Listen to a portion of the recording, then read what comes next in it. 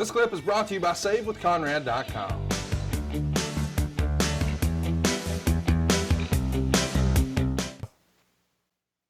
I think that's an excuse, because, and here's why.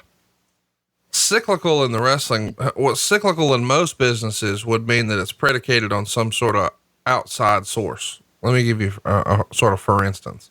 Okay. In the mortgage business, right? If the interest rates take an absolute shit, and so they're like way, way low, right? So just the floor falls out. There is what's called a refi boom. Everybody and their brother now wants to take advantage of these rates, and there is a race to get down to your favorite mortgage lender and secure a better rate for yourself. That is cyclical, because when those interest rates drop, yes, okay, here comes the refi boom. But when the rates go back up, well, there's no big refi boom anymore. Now it's just business as usual. Well, what would cause a big boom like that in wrestling? It's not a third party. It's better creative. So I'm not saying the wrestling business is cyclical. I've never believed that. I have believed creativity is cyclical. Guys get burnt out. They get in a rut. It's human nature to get in a rut. You know, like Megan and I, a few months ago, were saying, man, we're kind of in a dinner rut. Like we go to the same restaurants. We eat the same things at the house. We got to branch out a little bit. We're in a rut, and salespeople can get in a rut. And guess what? So can creative types. You and I have been in a rut in this show before, which is why we pivoted to a watch along, because you gave me 3 hours of I don't recall on Steve Austin, and here we are. Wow. Always shit on Tony at the end of your no, not monologue. At all. No. I'm just saying the creativity is the cyclical piece. It's not the business. Like, people want to be entertained all the time. Football is not cyclical. Baseball is not cyclical.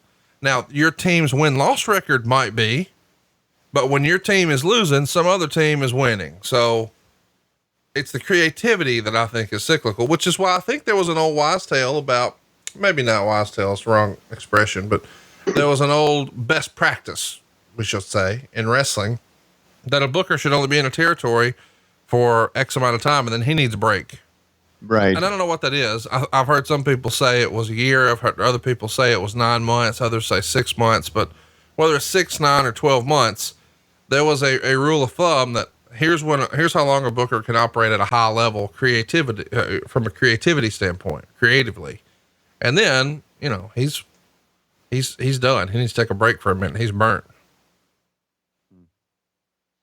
Well, I agree with all that. And after listening to you, feel that you should quit the mortgage business, or at least hand off the mortgage business to someone that you know, and join the wrestling business. No thanks. I'm going to do the countdown, because you know what? Right now, she's out into the garage and she's cleaning. What? Yep. What is right? Hang on. Is she not feeling well? No, she's feeling great. I don't know what's going on, but we have completely, Conrad, dejunked the garage.